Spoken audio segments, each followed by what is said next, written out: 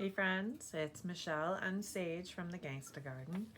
Um, I asked some of my friends after I took my solo trip, I said, hey, give me some questions. What are some things you guys would like to know? And I can share them on my channel because they're just a crazy smart group of women. And I knew that they would come up with stuff. And they did, of course, right? So my one friend said, what are 3 tips to solo women travelers of our age? And by that she means we're Gen Xers.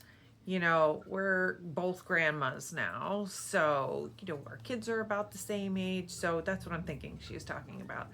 So, um, I'm going to give you 3 solids, but there's so much more I could go into, but I'm going to go into 3 solid ones. So, my first one would be number 1 tip: get the right clothing for wherever you're going. Okay. Um, I do know people that bring over like garbage clothes with them that they can throw away so they can buy nice clothes when they're there. That's super cool, and I think that's crazy smart. My problem with that is I'm really picky about my clothes, and I sensory stuff, and like it has to feel a certain way, and it can't be too heavy, and it can't be too light, and all that stuff. So um, get the right clothing. That's I think that's true for any vacation, but when you're solo, it complicates things. Trust me on that. Things you never really even thought about. So, um, and within that clothing for me, for Scotland, it was really good raincoat, which I did have, and I did need really good shoes. 2 pairs of them. I needed 1 pair for hiking, and I needed 1 pair for city walking. And I'm glad I did do what I did. I got a really nice pair of I think they're called Merrells um, boots. I did a lot of research for months months before I left, because I also wanted to break them in. So clothing is really important in Scotland, especially in the spring. You never know. You're going to have rain, sleet, snow, hail. You could have just about anything. So having the right clothing is imperative. And for women my age, good shoes. I mean, I think because, you knock one thing out of line and the whole body starts to hurt, right? We're at that age where, those things didn't matter to me before. I used to be able to run around in high heels all day. I can't do that now. And I won't do that now. So, the footwear, I think for me, especially, I have a knee that tends to give me a little bit of trouble. Like it is right now. That's why, sorry, I have to prop it. It doesn't like a particular spot. So, but that being said, good shoes were absolutely essential for me to do the things I wanted to do on this trip. Most days I was doing up to 10 miles, most days. And a lot of that was hiking.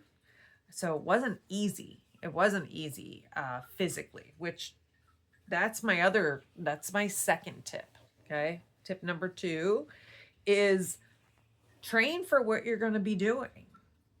If you're going to be doing a lot of walking, like I knew I was going to, between the cities that I was visiting and then the hiking I was going to be doing, I knew I needed to be in really good shape. And I already go to the gym, but the only thing I do is I do weight training. I do not do cardio. I can't stand cardio. I've never been able to stand cardio. But I always love weight training. So I was already on the weight training schedule. Cool.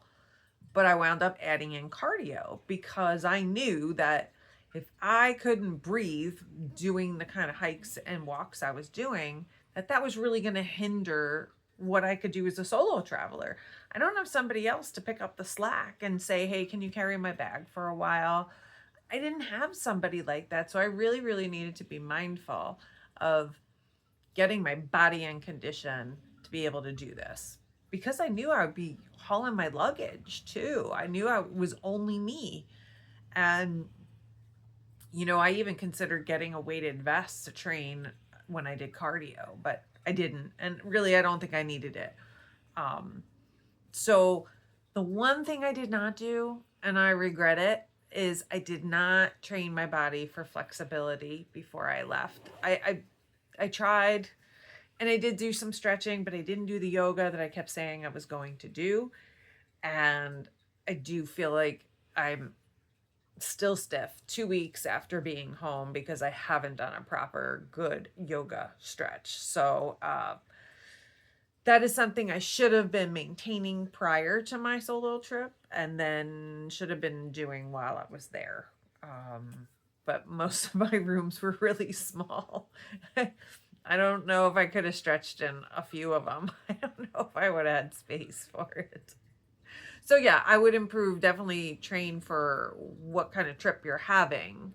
Um, Obviously, if you have a trip where you're going to be doing a lot of hiking, you're going to want to be in shape, or at least be fit enough to do what you want to do.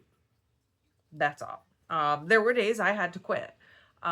Like the day I did Arthur's Seat, I did really, really want to do more of it, but I knew my body was saying, no, you need food. And I was starving. As a matter of fact, I even ate meat that day. I ate steak, which I never do. I haven't had a steak in years, and it just sounded really good. And it was a day after I had my tattoo.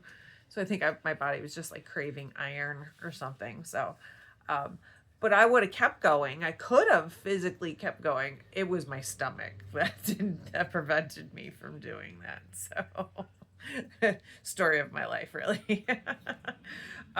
Okay, and this is another one.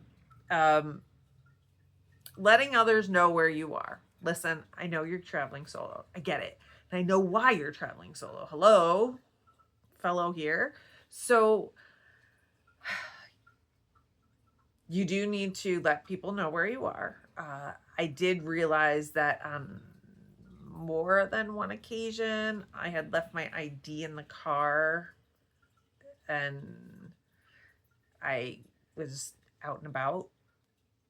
That was when I was hiking. So because I didn't think, oh yeah, I should put my ID in my bag. I didn't think of that. But I also couldn't really text anybody that morning because it was like 8 o'clock for me and it's a 5-hour time difference. So it was like 3 a.m. in Michigan. And I'm thinking, I can't text anybody to say, hey, I'm going on a hike. This is where I'll be. I was texting my daughter daily.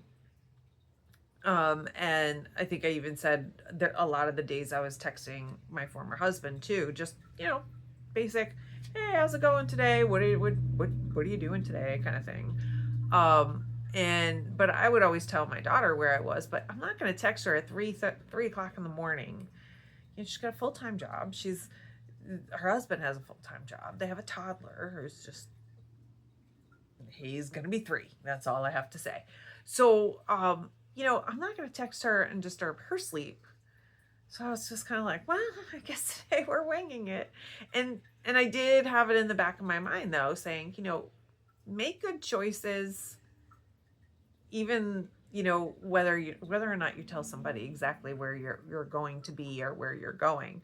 I think because I was solo, I was much more cautious in certain ways. There were things, okay. So like when I was hiking, there were times where I literally had to climb over gaps and over rocks in order to go to the other side of something. And they were treacherous. I mean, but most of the time I was with other people, so they would see me fall if I fell, right? But like when you're solo hiking and you're just you, I can totally see how someone could trip, fall, stumble over the side, and people not find them for days or ever. I could absolutely see that. So letting people know where you are is not a sign of weakness as a solo traveler, because you're like, oh, I want to do it on my own. I'm by myself. Yeah, you are. But people still need to know where you are. So that's those are my 3. So it was the good clothing, get the right clothing. Our body, number 2, as we get older, it's harder and harder for us to keep up like we used to, right? So, hence, I worked out really specifically to train for this trip for 6 months. For 6 months. So, I thought that was a good buffer. You know, I had weeks where I didn't do a whole lot at the gym, but then there were weeks where most of the time I was going 3 to 4 days a week, which between that and working outside, physically I felt ready to do what I was doing. Carrying the luggage was not simple by the end either. So, and I did know that was going to be a thing. I don't really think I could have done much to make it different. So, and then, you know, just letting others know where you are.